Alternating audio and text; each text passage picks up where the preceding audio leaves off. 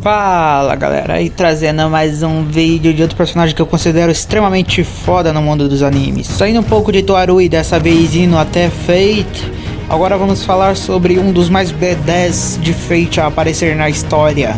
E sim, estou falando de Gilgamesh, o rei dos heróis. Não se sabe a idade de Gilgamesh, mas se sabe que ele tem 1,82 de altura. Sabe-se que ele gosta dele mesmo e do poder e não gosta de cobras. Gilgamesh, ou também conhecido como o rei dos heróis, é um dos inúmeros servos pertencentes à classe arqueiro, a qual normalmente deveria ser composta apenas de arqueiros. O servo em questão faz sua primeira aparição na adaptação de Fate Stay Night em 2006, sendo que está possivelmente a pior das três rotas, na minha concepção, digamos assim, porque a animação era ruim, a história não foi muito boa desenvolvida, mas ainda acho que tem alguém que gosta. Na rota de 2006, ele foi um personagem com bastante destaque entre os principais antagonistas. Seu mestre era ninguém menos do que Kotomini Kirei, o qual deveria exercer o papel de padre naquela geração. Foi também Kirei que na guerra anterior acabou matando o mestre original de Gilgamesh para obter os direitos sobre seu servo. Mesmo sendo um servo, Gilgamesh muitas vezes age por conta própria, sem ligar para as ordens do seu mestre. E claro, isso só se torna possível graças à sua absurda quantidade de mana armazenada. Gilgamesh costuma ser bastante egocêntrico, egomaníaco, sádico, possessivo, além de um pouco narcisista. Sua aparência é de um jovem de cabelos dourados e olhos vermelhos. Por Gilgamesh ser um rei, ele costuma se vestir de forma bastante chamativa e normalmente é visto com a parte de baixo de um vestimento repleto de joias. Claro, ele só faz isso para quer dizer, para mostrar que ele tem grande riqueza. Claro que é por isso. Uma de suas marcas registradas em quesito aparência na série é a sua grande armadura dourada, com marcas azuis escuras por toda a parte dela. Em seus dias de folga, ele costuma utilizar roupas casuais, como uma jaqueta preta com detalhes brancos, por cima de uma camiseta branca e calça de mesma tonalidade. Personalidade. Gilgamesh pode ser descrito como um servo extremamente arrogante, o mais arrogante entre todos os servos de sua geração. Afinal, ele acredita ser superior a qualquer um, tudo e a todos no mundo, e que o mundo inteiro pertence somente a ele.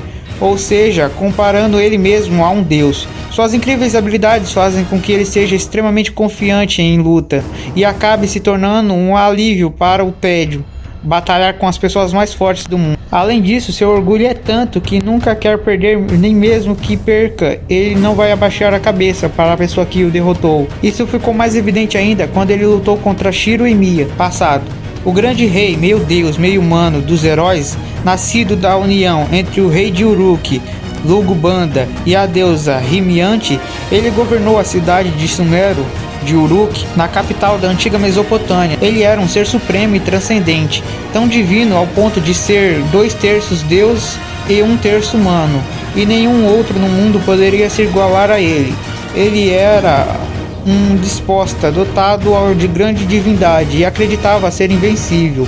Ele não é apenas uma lenda. Dizem que ele realmente existiu e governou a dinastia Suméria 5.000 anos atrás. Ele era o rei dos heróis, que possuía todas as coisas do mundo, cuja história está registrada no poema épico mais antigo da humanidade, a Epopeia de Gilgamesh, que retrata Gilgamesh como um herói destinado a ser o rei e realizar grandes feitos, que é levado a cumprir seu destino, enfrentando os desafios junto de seu melhor amigo, Enkidu. Seu título de Rei dos Heróis não é porque ele quer ser um rei e um herói, mas sim que ele é o rei de todos os heróis.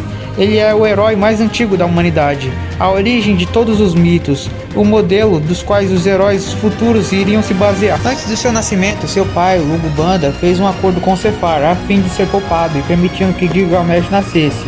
Nascido com um corpo que era do mais alto grau, para padrões dos mortais, é claro, e conhecimento avançado, Gilgamesh nasceu projetado para ser um rei. Durante a sua infância, ele amou os deuses em vez da humanidade, mas os deuses criaram Enkidu naquela época para punir o rei arrogante. Enkidu observou o jovem Gilgamesh, mas não conseguia entender a necessidade de punir um rei tão amável quanto ele. Não havia falhas em Gilgamesh. O único problema que os deuses acreditavam que o Gilgamesh possuía era o fato dele não se submeter aos deuses. Com o passar do tempo, Gilgamesh começou a mudar seu comportamento, de uma pessoa extremamente boa, amada pelos seus súditos, para uma pessoa mais tirana. Mas Gilgamesh de Fate normal mesmo. Foi aí que os deuses revelaram que esse era o verdadeiro motivo de terem enviado o Enkidu, pois eles já tinham previsto o futuro que Gilgamesh teria e como ele se tornaria uma pessoa ruim. Gilgamesh encontrou Enkidu pela primeira vez fora do templo de Uruk, que imediatamente declarou que iria repreender o rei e retificar sua arrogância. Eles entraram em uma batalha em que durou vários dias. Gilgamesh foi forçado a usar toda a sua força para igualar-se com seu oponente. Ele ficou furioso e ao mesmo tempo surpreso por ter encontrado alguém igual a ele pela primeira vez, insultando Enkidu como um torrão de lama. Ele foi forçado a sacar seus tesouros que haviam sido cuidadosamente guardados e marcados, assim utilizando pela primeira vez o portão da Babilônia como uma arma, embora fosse apenas uma humilhação. Afinal, sinceramente, é só pensar um pouco. O portão da Babilônia é basicamente o Gilgamesh humilhando os inimigos. Afinal, ele cria aquele monte de portais e fica lançando armas lendárias na cabeça do inimigo em velocidade sônica. A briga durou até a exaustão de ambos. Quando finalmente os dois tinham se cansados, Gilgamesh sem mais nenhuma arma de sobra e Enkidu todo cansado e não mais se aguentando, Gilgamesh deitou-se de costas e declarou que ali em diante Enkidu seria seu único e verdadeiro amigo. Daí em diante ambos tiveram várias aventuras pelo mundo. Em algumas vezes eles acabavam passando por desavenças simplesmente por causa do jeito de Gilgamesh. Como por exemplo, da vez que a deusa Ishtar acabou se apaixonando por Gilgamesh e ele a rejeitou, mesmo sendo uma deusa. Até que chegou o dia em que a ira dos deuses chegou a um nível onde eles acabaram matando Enkidu, por vingança aos atos que os deuses consideravam errados de Gilgamesh. Em desespero pela morte de seu único verdadeiro amigo, Gilgamesh começou a ficar obcecado com a imortalidade. Isso pois também não queria acabar perdendo a vida, já que viu como a vida é frágil após presenciar a morte de Enkidu. Em sua busca, uma vez ele chegou perto de alcançar uma imortalidade. No entanto, essa em questão ele teve que desistir, pois essa imortalidade teria como preço a parte humana de Gilgamesh, a qual ele não queria desistir. Continuando a sua jornada incansável atrás de uma imortalidade, depois de passar por várias aventuras, perigos, Gilgamesh finalmente encontrou uma outra forma de se tornar imortal. Ele ouviu falar sobre uma erva que, após ser comida, lhe garantiria a imortalidade. Gilgamesh passou por muitos perrengues para consegui-la, mas ainda assim a conseguiu. Só que quando ele chegou lá e se ajoelhou de alegria frente à erva, por um deslize e acaso do destino, uma serpente passou mais rápido que Gilgamesh e acabou devorando a erva. Gilgamesh, chegando tão próximo de conseguir o que queria, ao mesmo tempo perdendo de uma forma tão frustrante, começou a rir. Não sabia o motivo, mas começou a rir ali no chão, até que ele chegou em um ponto de iluminação. Após passar por isso, Gilgamesh retornou ao seu reino e voltou a reiná-lo, como agora deveria ser, um rei bondoso com o reino. Um dia claro, Gilgamesh voltou até aquela colina onde existia a erva da imortalidade e a colheu. No entanto, dessa vez ele decidiu não a comer, simplesmente aguardou dentro do portão da Babilônia e seguiu sua vida. Ele continuou governando até um dia onde ele decidiu passar o trono para alguém que ele considerava merecido e morreu. A mesma cobra que aparece no conto de Gilgamesh, que devorou a erva da imortalidade, foi usada por Tokiomi Tozaka para invocar Gilgamesh na guerra de Fate sem Night Zero. Habilidades: o rei dos heróis é considerado um dos mais poderosos servos. Como tal, possui uma certa quantidade de habilidades com alto nível de poder destrutivo. Ainda mais se levarmos em conta o fato de cada arma dele que ele possui ser tratada como um fantasma nobre. Para quem não está lembrado, fantasma nobre são as armas lendárias ligadas a um herói lendário. É claro, nem todas são armas, mas em maioria sim. Um exemplo é a própria Excalibur. A Excalibur é a arma lendária do conto do Rei Arthur.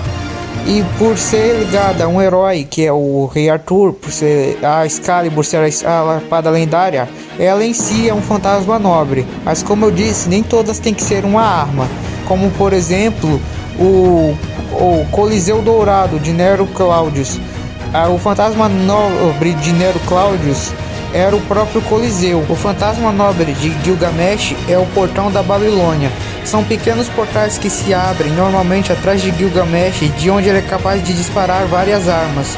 Todas as armas contidas dentro dos portões são também fantasmas nobres, que foram adquiridas por ele enquanto vivo, mas como um hobby, é claro.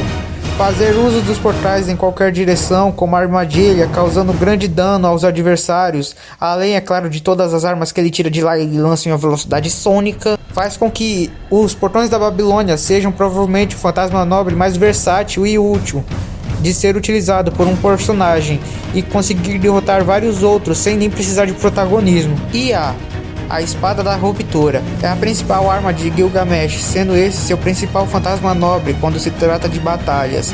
Mas é claro, ele só utiliza isso se considerar um oponente digno. É a espada com um formato irregular que possui uma enorme capacidade destrutiva, sendo a arma capaz de acabar com a nação inteira ou todo o planeta em questão de segundos, dependendo da mana disponível de seu usuário. Enkidu, a Corrente do Século, é outro fantasma nobre que o Gilgamesh criou com um nome sendo uma homenagem a seu amigo. A arma que Gilgamesh mais confia, ainda mais do que a própria IA, é seu maior segredo, armazenado dentro do portão da Babilônia. É uma corrente com o poder de amarrar os deuses para que eles não possam escapar. Curiosidades.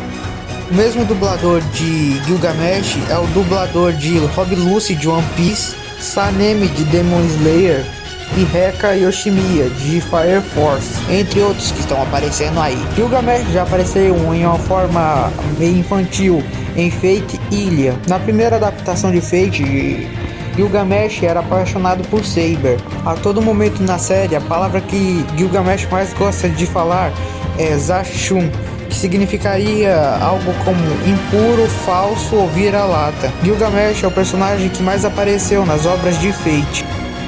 Gilgamesh já apareceu em Carnival Fantasy, em Fate Zero, Fate Stay Night, em todas as rotas, ou seja, o Eliminatar de Braidwork. Foi também Heaven's Feel e o original de... o pequeno lá que é ruimzão, que eu não vou nem falar o nome dele porque eu nem tentei lembrar. Além, é claro, que ele já apareceu no Grand Order em uma história focada nele, que é o Fate Grand Order Babylon. Ele também apareceu no anime centrado em Ilha. Bom, era isso que eu queria falar por hoje. Obrigado por assistirem o vídeo. Valeu, falou, fui!